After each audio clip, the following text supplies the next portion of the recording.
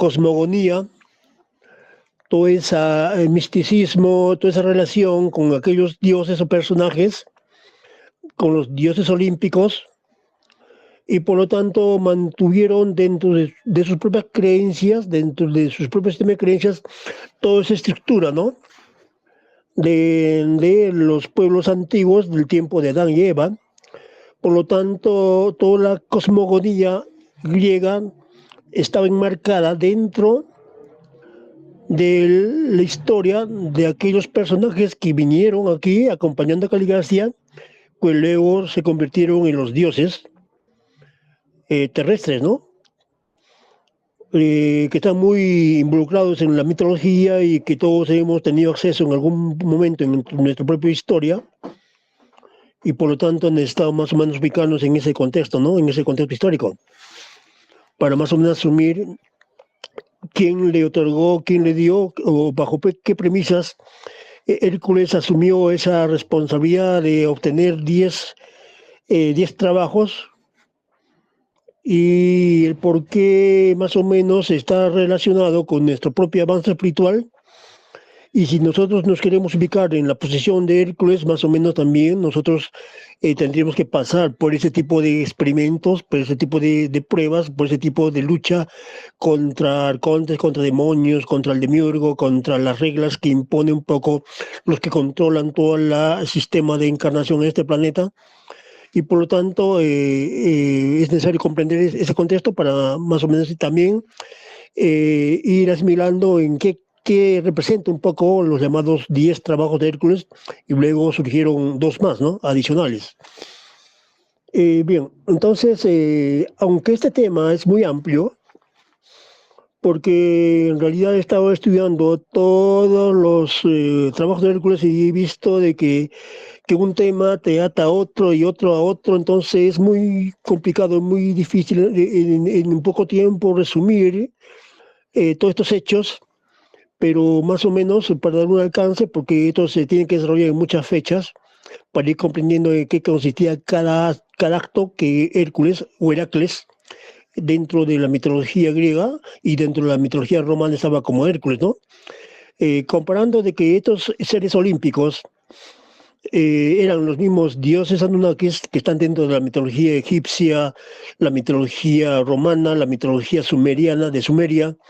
Entonces son los mismos personajes, solamente la diferencia es que cada pueblo los ha conocido bajo diferentes nombres. Por lo tanto, hay un misticismo, hay una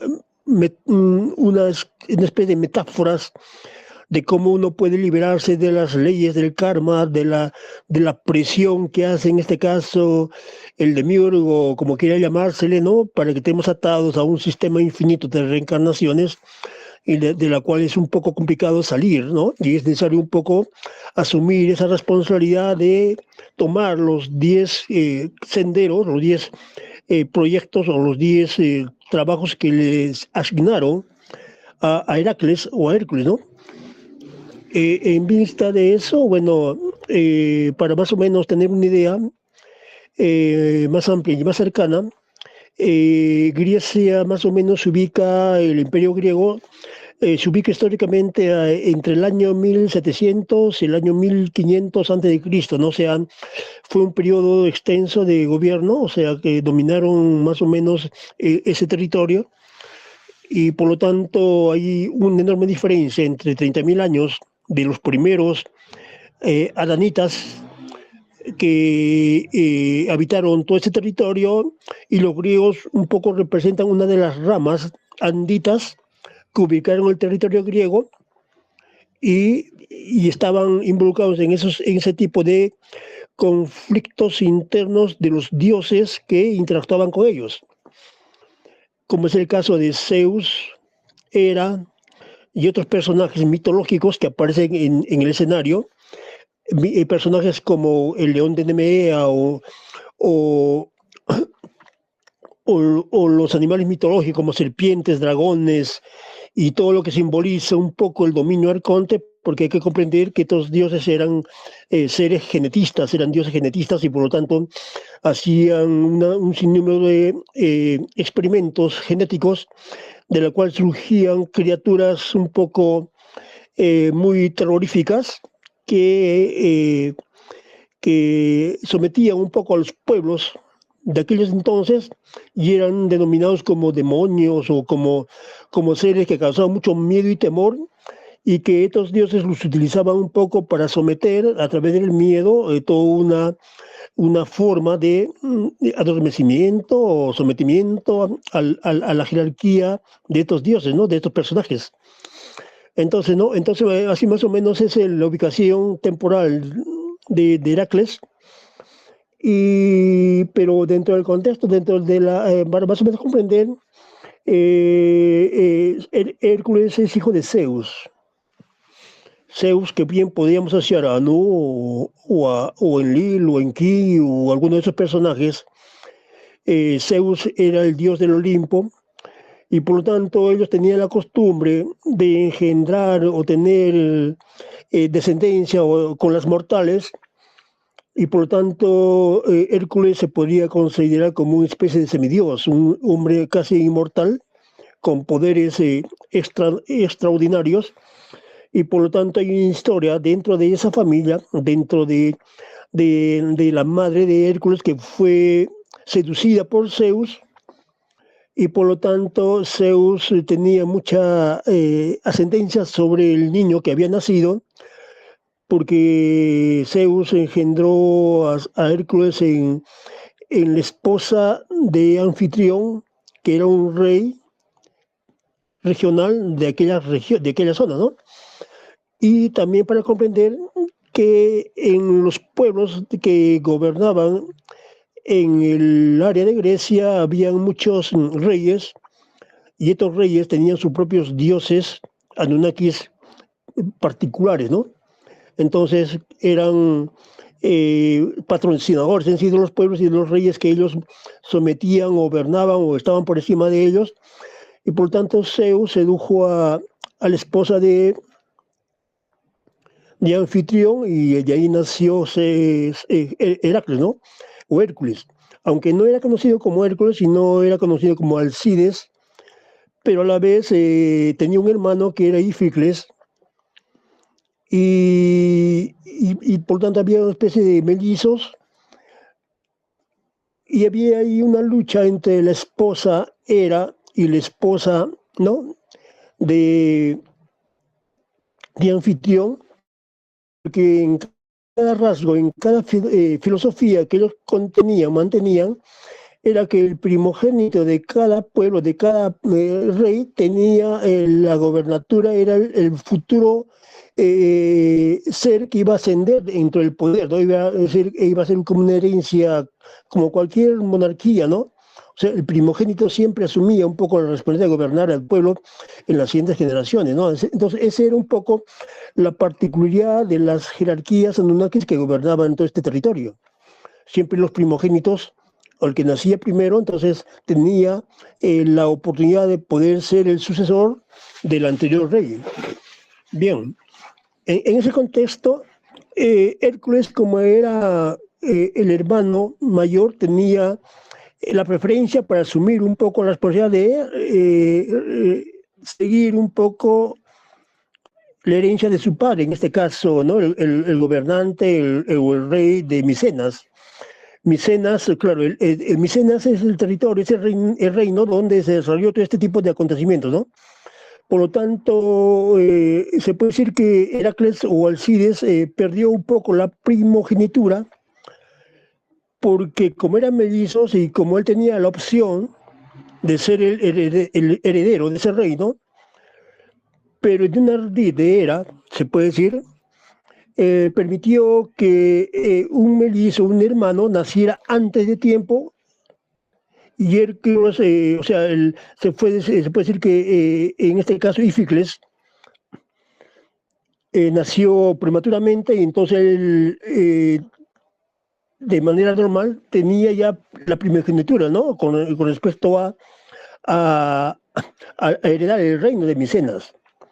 Entonces, en ese contexto, Herodes, quiere decir, Heracles, como nació 2 veces después, perdió en ese caso la primogenitura por favorecer un poco era ¿no? a a la esposa, ¿no? de Íficles. Bien, en ese entonces, en ese contexto, Hércules perdió la oportunidad de ser el rey de Micenas. Por lo tanto, en ese contexto más o menos se representa qué simboliza ese tipo de hechos, ¿no?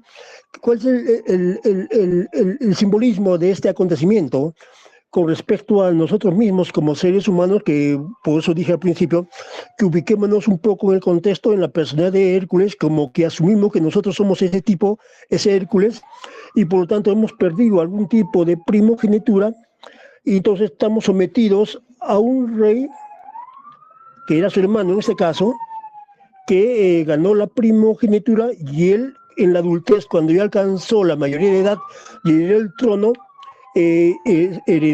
y entonces Hércules se vio en la necesidad de acudir y a reclamar un poco su primogenitura, ¿no? Porque él había sentido que le habían robado la primogenitura, y por lo tanto el rey actual en sí se convirtió en el que le puso las pruebas, les puso los trabajos, le impuso un acontecimiento, otro hecho, que más o menos representan, porque todo esto es simbólico, todo esto es metafórico, como en este caso la conciencia, se nos ha robado un poco la conciencia, el estado de conciencia, y se nos ha obligado a vivir una serie de pruebas y experimentos, y por lo tanto tenemos que volver a recuperar esa primogenitura.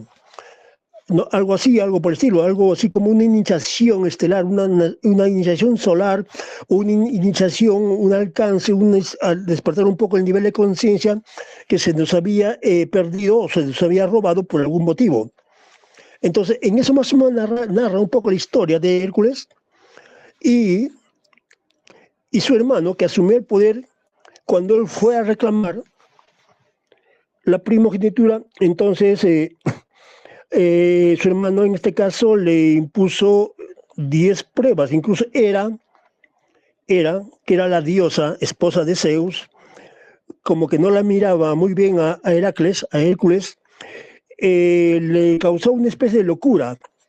Por lo tanto, Hércules mató en ese estado a su hijo y a su esposa, y por lo tanto el sentimiento de culpa que nació o creció dentro de Hércules le dio cierta sumisión con respecto a su hermano, que era en realidad el soberano, y perdió por ese motivo, en esa locura, entró en ese estado de locura, y por lo tanto perdió total acceso al trono, ¿no? Algo parecido a que nosotros mismos hemos sido involucrados en el mismo estado, por lo tanto no somos conscientes de ese hecho y seguimos siempre sumisos a alguien, a algo que nos imprime ciertas condiciones, nos imprime ciertas metas que cumplir, ciertos objetivos, y cuando uno obtiene ese logro, siempre se nos saca otra opción más, ¿no? Como que no le satisface un poco el pagar todo el karma, todo ese sentimiento de culpa en la cual la conciencia está adormecida, y por lo tanto siempre estamos obligados a asumir cierta sumisión o cierto sentimiento de culpa con respecto a algo o a alguien, a algo que llama karma o algo que llama pecado, o se puede decir sumisión, y todo tipo de calificativo que nos adormece y nos obliga a entrar perpetuamente en un sistema de reencarnación, ¿no? Sin salir un poco jamás de esa rueda del control, ¿no? Pero como os dije anteriormente, este tema está involucrado con otros, porque inclusive asocia el trabajo de Hércules con Atlas, asocia con Prometeo. Entonces ahí como que el simbolismo que está en esta trama abre todavía muchas posibilidades para ir comprendiendo el estado conciencial del ser humano, y cómo nosotros estamos en esa rueda, estamos involucrados en ese mismo drama que vivió Hércules, ¿no?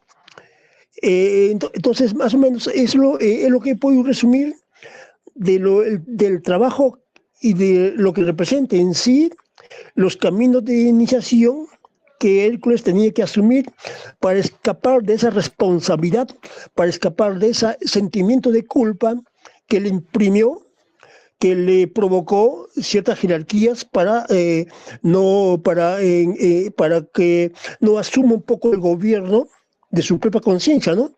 Entonces, más o menos es el contexto, ¿no? De los dioses olímpicos, que grafica un poco todo el drama que vivimos los seres humanos, en este caso, dentro del sistema de control y manipulación, y cómo esos seres mitológicos de la antigüedad actualmente permanecen dentro de nuestro propio sistema y está representado de manera de repente un poco distinta de los tipos de organización, de los tipos de sistema que gobiernan. Entonces hay el simbolismo de las bestias, de los dragones, de las bestias siete cabezas, ¿no? Como representa el monstruo al que se enfrentó Hércules, ¿no? en este hecho, ¿no? De los 12 trabajos que se le asignó, ¿no? Entonces, más o menos es el contexto, más o menos es la historia. No sé, de repente ustedes alguna vez han escuchado o tienen una conciencia o tienen una relación o tienen un conocimiento de lo que significaban los trabajos de Hércules. Una pregunta, ¿no? Sí, le pusieron trabajos o tareas, no recuerdo, pero estudié un poco de las tareas que le pusieron a él y le ponían como retos y él todo lo venció. ¿Fueron 7 o 3? Eh, 12. Fueron muchos, lo ponían. Pues realmente eran trampas. Pasa que Hércules era súper astuto. Eran trampas. claro, Eran trampas. claro, Tiene o sea, mucho, en este disculpa, caso el rey, sí, esa mitología de Hércules tiene mucho que ver con el ser humano, realmente, con nosotros, con el ego. La claro, persona ajá. que lo explicaba eso, y cuando yo comencé a analizarlo, tiene mucho que ver con el ego de las personas, de cómo somos nosotros realmente.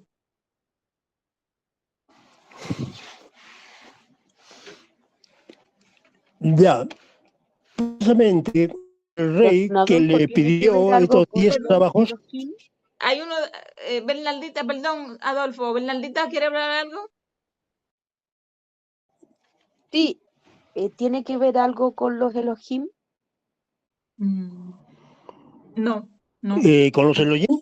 nada, que yo sepa, no. No, no, no. No, no, es otro momento, es otro hecho, ¿no? Como dije anteriormente en otra reunión, había acá muchos proyectos, ¿no? Los hipérboles, la 1 y la 2, y luego llegaron los Anunnakis. Los hipérboles de la segunda época, porque los hipérboles eran de los dragones originales, de los dragones primogénitos, primarios, y luego de los Liprobria, cuando ya se involucró las razas humanas, y aquí estaban los llamados titanes, ¿no? Entonces, los dioses olímpicos representan un poco a la llegada de los Anunnakis, con Zeus y toda su casta, toda su jerarquía, ¿no? Y en cierta forma, Hércules era hijo de Zeus y por linaje estaba dentro del contexto racial de los Anunnakis, ¿no? Pero que tenía que luchar contra los titanes. Los titanes son los dioses anteriores o los personajes anteriores a los Anunnakis, a los dioses olímpicos. Entonces, eso es un momento histórico de lo que creo que no se asocia mucho con los Elohim, ¿no? Que como que los Elohim aparecen en otro momento, en otro estado, en otro momento histórico, ¿no? Pero quizás por ahí hay algún rasgo, hay alguna familiaridad, porque en una sociedad intergaláctica, como que toda la sociedad se conoce, ¿no? Interactúan entre ambas, entre todas, mejor dicho. Sí. Bien, entonces aquí Euristeo, que era el rey que le impuso los trabajos a Hércules para pagar un poco el karma que le había generado Hera, porque un poco a su familia porque le creó un estado de locura y por lo tanto Hércules estaba con un temor, con un acto de irresponsabilidad y con un sentimiento de culpa. Por lo tanto, Hércules acudió un poco al oráculo de Delfos, comprendiendo que los oráculos eran los canalizadores de aquellas épocas y los oráculos estaban asociados a los 1111, se puede decir, seres intermedios que resistieron la rebelión de Caligastia, ¿no? O sea, los seres intermedios son un grupo que representa un grupo de resistencia que se convirtieron con el nombre de oráculos. Por lo tanto, en Delfos había un oráculo. Entonces Hércules acudió al oráculo a pedir guía, ¿no? Guía interna. Acudió ahí a pedir como ayuda y entonces el oráculo de Delfos le dijo que tenía que cumplir 10 trabajos para Euristeo. Pues Euristeo aquí cumple la labor de Virgo, del que te iba a gobernar, te iba a solicitar y por más requisitos o por más hecho que ya hayas cumplido un reto, él lo negaba, él no aceptaba, ¿no? Y te inventaba otra y otra, ¿no? O sea, para que no salgas de ese sistema, estar siempre sometido, en este caso, Euristeo, que cumplía la función de un demiurgo, ¿no? Entonces, más o menos, esa es la síntesis de esta historia, ¿no?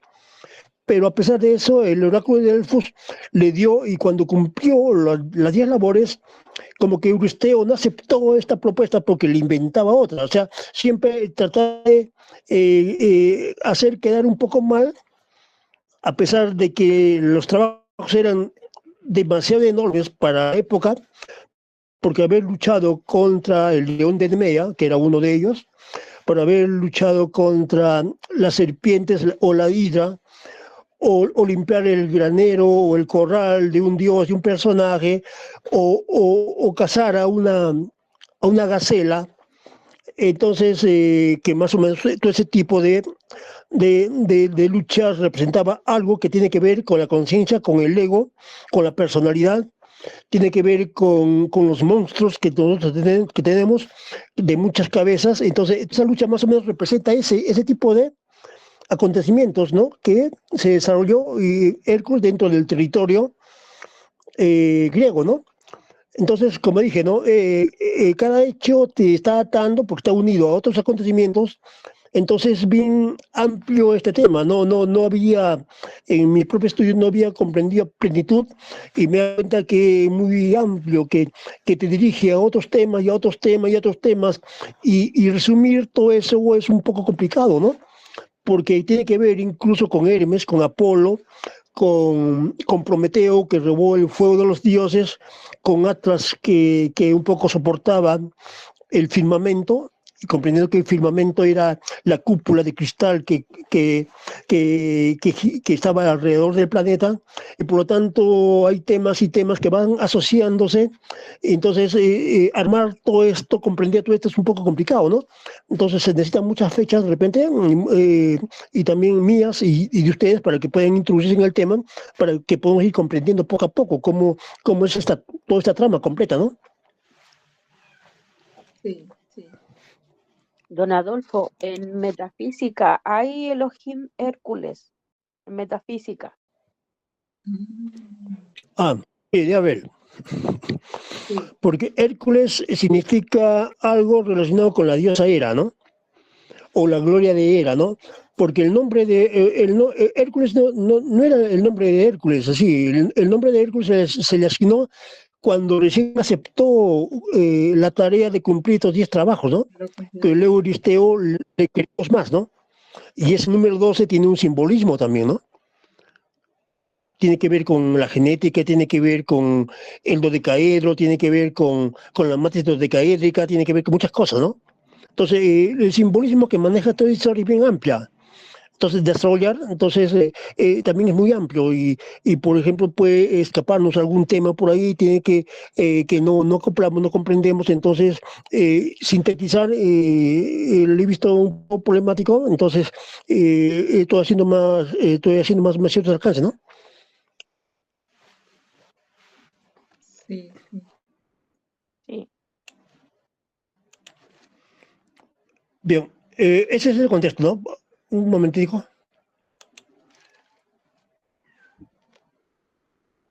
¿Alguna pregunta? Una consulta, Rodolfo. Eh, dijiste que son Anunnakis.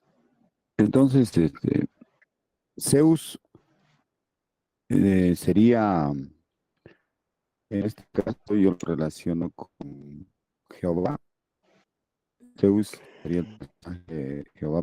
No cuadra en que Hércules sea hijo de Jehová. Pero Zeus, ¿quién Anunnaki sería? Sería Anu, Podría ¿no? ser Anu, o podría No ser, porque puede, Poseidón es Enki, porque en sí, miren, acá hay un conflicto de hermanos, ¿no? Todos son de hermanilla. ahí hablan de un Dios bueno, habla de un Dios bueno, no sé, o sea, supuestamente Hércules es hijo de un Dios bueno, ¿no? Entonces el Dios bueno lo ayuda totalmente a Hércules, lo salva, lo bendice en la parte divina y la parte humana. Por eso tiene fuerza para superar todos los obstáculos, pero ¿cuál sería ese Dios bueno? En todo caso, sería el enemigo de los Anunnakis. Sería, No, suponiendo que los Anunnakis esta es son una hermanos. historia, estamos hablando de Anunnakis. Zeus es un Anunnaki. Si, No, Zeus en es el caso, Anunnaki, pones a es el Anu, dios del Olimpo. si Zeus es Anu, en todo caso, para nosotros Anu es Jehová, pues. Anu, No, entonces, tampoco. y no cuadra porque Hércules supuestamente sería, pues, ¿no? Hijo de Anu, positivo a favor del hombre. Entonces, No, yo lo es más que los profundo dioses no están a que favor del hombre, ya en ese sentido, estaban pues para sí. someter al hombre. Pero hay otro Dios que se preocupa, Micael, para darle libertad. En todo caso, está relacionado con Micael, ¿no? No, en este Entonces, caso, Anu Micael está fuera de esta historia. Demiurgo. O sea, no está dentro de esta historia. Hércules sería Micael y sería su padre Zeus, estaría relacionado con el la fuente, el origen, el inconocible, ¿no? Algo por ahí. No sé, pero hay que No, este es un echarle un problema poco. local. Claro, claro. Es un problema local. O sea, no es un problema, no es un drama a nivel universal, es un problema local, con dioses locales. O sea, los Anunnakis para el universo no existen, mejor dicho. No es que no existan, tiene mucha trascendencia. No son como seres para el universo en sí, para la totalidad, son seres muy pequeños, o sea, son seres muy, eh, no, no están muy conflictivos en este caso. Entonces, los dioses olímpicos son muy conflictivos,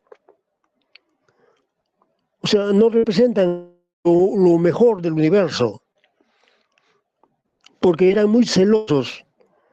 Hera demostró sus celos con Hércules. Zeus sometió a la esposa del anfitrión, la sedujo, no siendo su esposa, ¿no? O sea, no es que eran buenos, o sea, no entremos en el contexto. Estoy más o menos tratando de mostrar que son hechos que han ocurrido y representan un poco el drama humano, sin poner ese contexto que son buenos o malos, sino son hechos que han ocurrido Y si vamos a entrar, que son buenos o malos, entonces vamos a entrar en esa disyuntiva, ¿no? De que yo voy por el Dios bueno y tú por el Dios malo, o yo soy por el Dios malo y tú el bueno, entonces estamos en ese problema. Solamente vamos a narrar los hechos y qué significan todo este drama, ¿no? Porque Zeus, o sea, los dioses olímpicos eran guerreros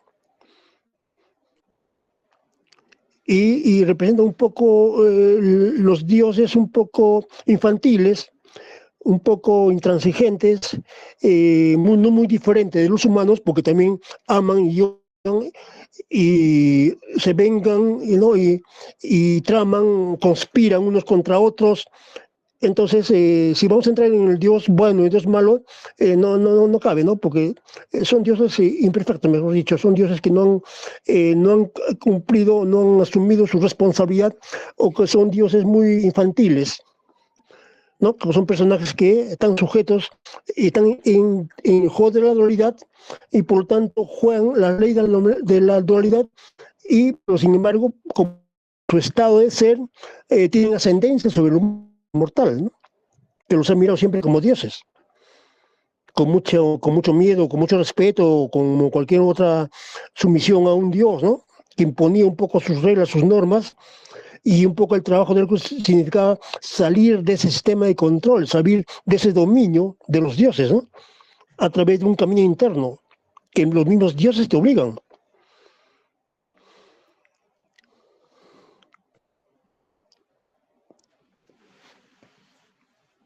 Don Adolfo, ¿y no será de que ellos en algún momento cuando la Tierra se volvió a renacer, y los que antes de que la Tierra, las personas que alcanzaron a subir su vibración en esos años y años atrás, hayan ascendido o hayan sido como superhombres?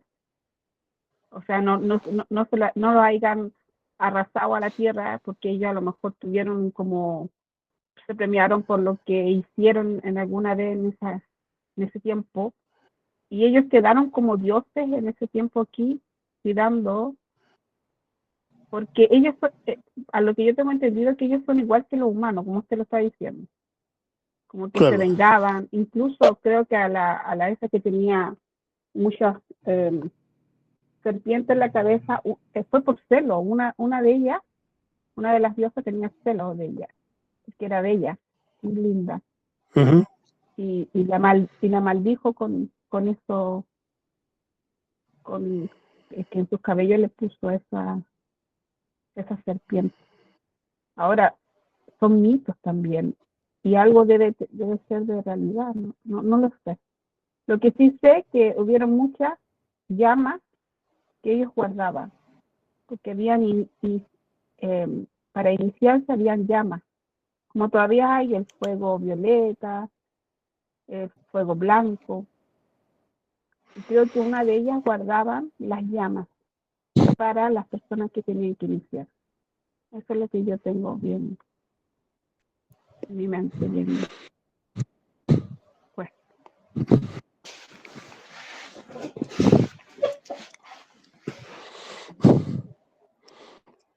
Bien, más o menos ese es el contexto histórico, pero ahora desarrollar qué significa cada tarea ya es algo que se necesita más análisis, más comprensión, porque en sí, dentro de la primera labor que se le asignó a Hércules era matar al león de Nemea, ¿no? El león de Nemea era un híbrido entre un felino y un reptil, como dije anteriormente, ¿no? Estos dioses tenían la habilidad, eran genetistas y podían crear cualquier espécimen con alta capacidad de destrucción. Entonces, esa mezcla genética que hicieron de un felino y un reptil creó el león de Nemea, ¿no? Era muy temido en la zona y un poco también representa nuestra propia personalidad, nuestra propia capacidad de destrucción, nuestra propia forma de tomar de repente nuestra vida, nuestra forma de ser, ¿no? porque cuando Hércules mató al león de Nemea, se invistió del propio poder del león de Nemea. Es decir, le quitó todo el pelaje, porque en sí el león de Nemea era inmortal, tenía una piel muy dura que era muy difícil de atravesar con un arma, o sea, era invencible en ese sentido. Pero Hércules, como lo demuestra un poco la mitología, era un ser que con mucha fuerza y lo estranguló en cierta forma, ¿no? Hasta eliminarlo, hasta matarlo, ¿no? Pero le quitó entonces el traje del león y se vistió con ese traje del león de Nemea. Entonces ese simbolismo que representa cómo envolvernos, cómo revestirnos con el poder para nosotros obtener también ese poder, ¿no? Del león en este caso. Porque si uno ve la figura de Hércules, siempre está vestido con una piel, ¿no? Y es la piel del león de Nemea, que representa un poco este poder que le otorgó, en este caso, la fuerza del león de Nemea, ¿no? ¿Qué nos da a entender esto, no? Que a medida que uno va luchando contra algo o contra alguien con alguna fuerza un poco que está fuera de nuestra capacidad, vamos asimilando esa fuerza, la vamos acoplando, la vamos asimilando, la vamos comprendiendo y forma parte ya de nuestra propia conciencia. Igual manera, cuando se le pidió luchar contra la Hidra de Lerna, la Hidra de Lerna era una serpiente de 7 cabezas, y a medida que él luchaba contra las 7 cabezas, contra la serpiente o la hidra, que era un dragón, a medida que iba decapitando a las cabezas, surgía otra nueva y otra nueva. Entonces no había forma de matar a la serpiente porque surgía otra nueva serpiente, otra cabeza. Entonces era imposible matar de esa forma, ¿no? ¿Cómo podemos simbolizar eso, no? ¿Cómo podemos graficar dentro de nuestra propia conciencia ese hecho?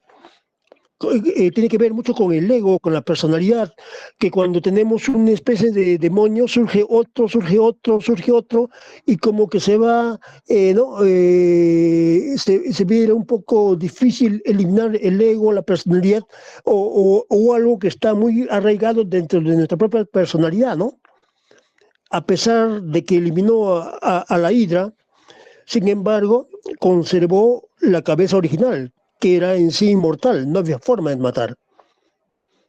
O sea, esa cabeza que sobrevivió al trabajo, en realidad no murió. Hércules no pudo matarla, solamente que la ocultó, la encerró dentro de un cerro y le colocó una roca. Entonces, también hay un simbolismo, ¿no? Dentro de ese trabajo.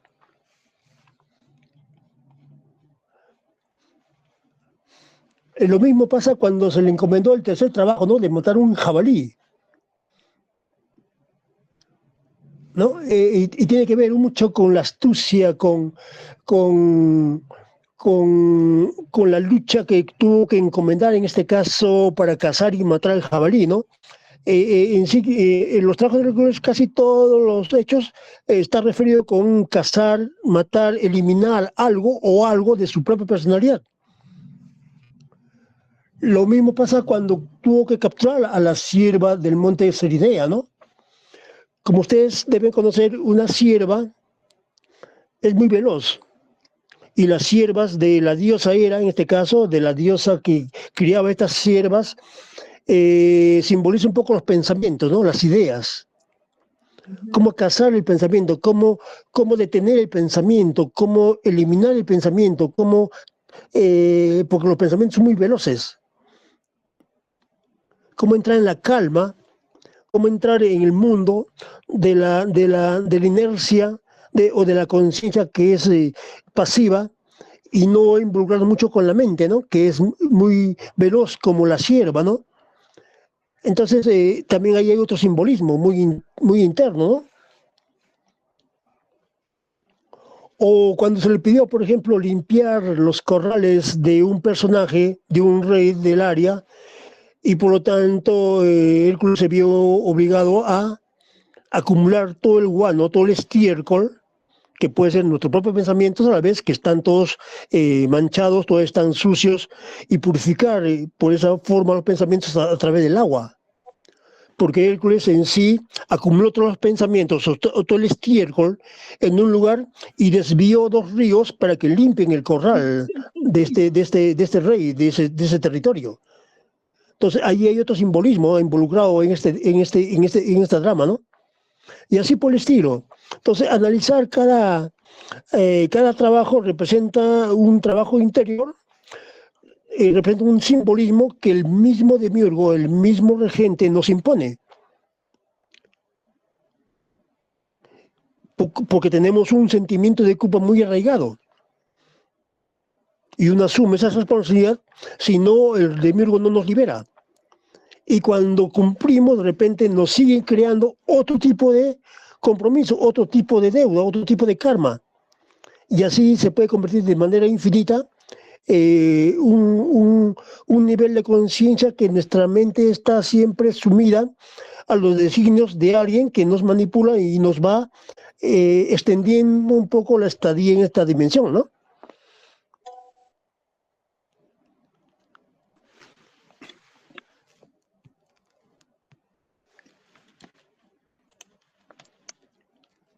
Necesitamos la astucia de Hércules. Claro, entonces yo más o menos entonces pido un poco que nos ubiquemos en la postura de Hércules como un semidios, porque en sí todos somos hijos de un dios, pero este dios que sometió es como un padrastro, ¿no? O sea, es alguien que está ahí para asignarnos una labor que tenemos que asumir y la responsabilidad de ejecutarlo, ¿no? Si no, no hay una liberación.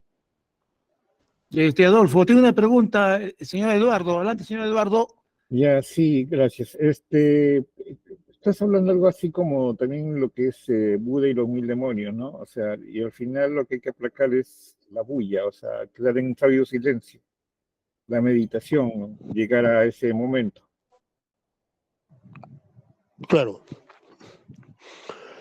Porque hay una similitud entre la filosofía hindú, la filosofía oriental, taoísta, la sumeria, la egipcia, en sí todos conllevan a que uno tiene que entrar en otro estado de conciencia a través de calmar la mente, calmar los pensamientos y entrar en una frecuencia de la conciencia, ¿no?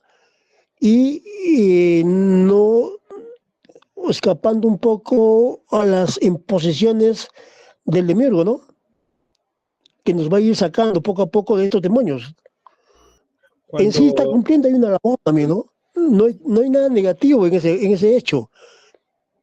sí, cuando en el budismo se pide estar en sabio silencio, es estar en sabio silencio, o sea, llegas a un estado de la meditación en que tus egos todos se calman, todos solamente estás en un punto de concentración y tu punto se vuelve blanco y lo que se pide es revelar al maestro, tu maestro interno. A eso creo que es llegar a todo esto, ¿no?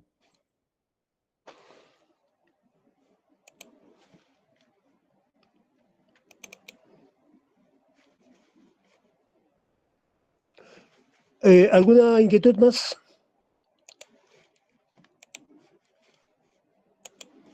Bueno, pudiéramos llamarlo el despertar de la conciencia. El despertar de la conciencia, pues, en mi opinión, sí es eliminar lo que son egos, eh, inclusive eh, dejar en segundo lugar nuestros propios intereses para buscar lo que debe ser, ¿no? Del progreso humano, la evolución humana. Muchas veces cuando entramos en este estado de conciencia, pues terminamos dejando cosas que antes hacíamos por interés, pero que de pronto vemos que no es lo correcto. Entonces, porque ya lo hacemos desde una forma eh, más generalizada, ¿sí? Sabiendo que debe haber un progreso humano, una evolución humana. Creo yo que pudiera ser de esa forma, ¿no? Eliminar, sí, el ego, entrar en el estado de calma para poder tener una meditación también. Creo, es mi opinión respecto a eso.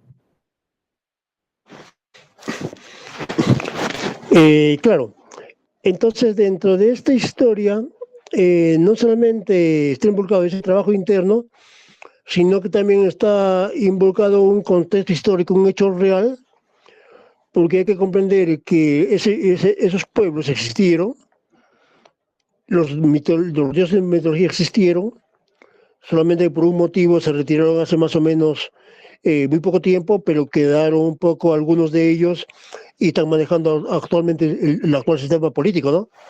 Y todos estos monstruos mitológicos están en el escenario mundial adoptando otras formas, adoptando todo un sistema de organización que muy bien podríamos representarlo como la banca internacional, como el Fondo Monetario, como la misma OMS, ¿no? Como la misma CIA, como la misma NSA y como la misma Agenda 2030, ¿no? O sea, todos esos dioses mitológicos, monstruos mitológicos, están en el escenario actual, pero bajo otro contexto. Y como nosotros estamos involucrados en el mismo dilema, estamos también sometidos por un sistema que nos manipula, por un sistema al que hay que enfrentarse de alguna manera, ¿no? Con un nivel de conciencia elevado, pero no en una lucha frontal, no en una lucha directa, sino en una lucha interna contra este sistema. O sea, son las mismas demonios de épocas anteriores, pero en otro contexto histórico, ¿no? Dentro de un sistema más actual, De lo pasado a como lo los medios de futuro. información. De lo pasado a lo futuro, Adolfo. Claro, algo así, más o menos, como que se va un poco readaptando el modelo de sometimiento, el modelo de gobierno, ¿no?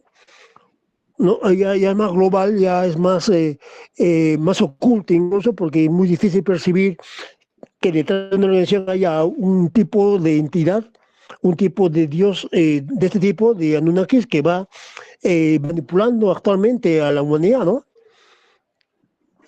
Pues ahí lo que debemos hacer creo que es meditar sobre lo que debe ser, que es lo que me refería ahorita, para poder encontrar el camino de lo que debemos hacer o cómo debemos actuar, de qué forma debemos desarrollarnos para poder ser libres. Ahora algo que siempre me he preguntado es que pueden haber dos tipos de libertades, ¿no? Una que es la física y la otra es la espiritual.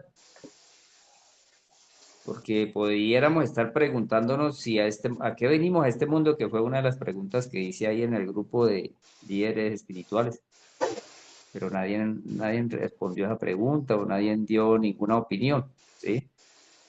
Y para nosotros encontrar el camino debemos debatir ideas, debatir conceptos, debatir sabiduría que tengamos, ¿sí? Para mirar a ver de qué forma y de pronto no aferrarnos a nuestras opiniones, sino buscar la razón de lo que debe ser, ¿sí? Puede que dé una opinión, pero de pronto la defienda hasta donde vea que no haya otra opinión más razonable, ¿sí? Ahora, si la debatimos y usted y otra persona me da una opinión más razonable, pudiera ser esa la más valedera, la que más se acerque a la verdad. Entonces, en ese contexto podemos ir buscando el camino de lo que debe ser, ¿sí? Entonces, esa libertad humana, porque hasta donde he visto, puede existir la tercera, cuarta dimensión, quinta dimensión a nivel físico, pero también puede existir la tercera, cuarta, quinta y sexta dimensión a nivel espiritual.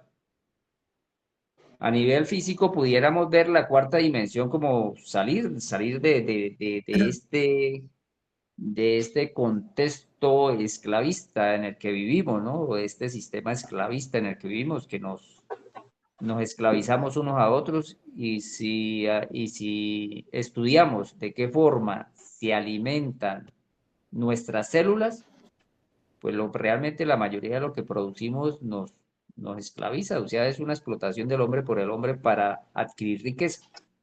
Entonces hay que analizar de qué forma deberíamos adquirir la riqueza, ¿sí? Porque de cierta manera la riqueza nos da libertad para viajar, para salir, para comprar, intercambiar bienes o servicios, ¿sí? Entonces, ¿de qué forma debemos conseguirlo? Porque hemos creado un mundo que nos contamina. Ahí de pronto, ahí es donde, a donde voy de lo que es Silvestre, buscar nuestra esencia para poder producir lo que realmente es beneficioso.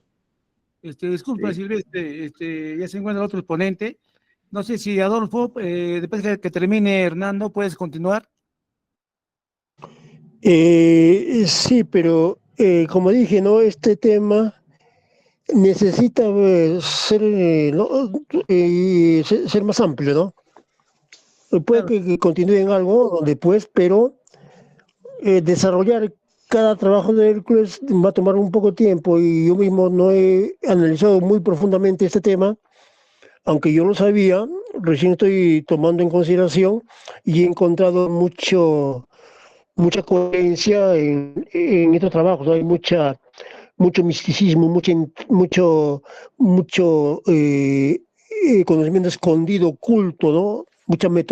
Mucha metáfora dentro de esta literatura y que involucra con otros trabajos, ¿no? Como el trabajo de Teseo, con hablar de Argos, de los argonautas, o del jardín de las Hespérides, ¿no? Que está relacionado con la conciencia arbórea, o del árbol de la vida, ¿no? Entonces hay muchos elementos adicionales que enmarcarlos en una hora, en un poco de tiempo es muy complicado, no es fácil Sí, por eso, enmarcarlos simplemente. Don Adolfo, sí, por eso que termine Sí, de don hablar Adolfo, Hernando. tendría que ser una ya, mirada más filosófica sobre este tema. Sí, claro. que termine Hernando y continúe.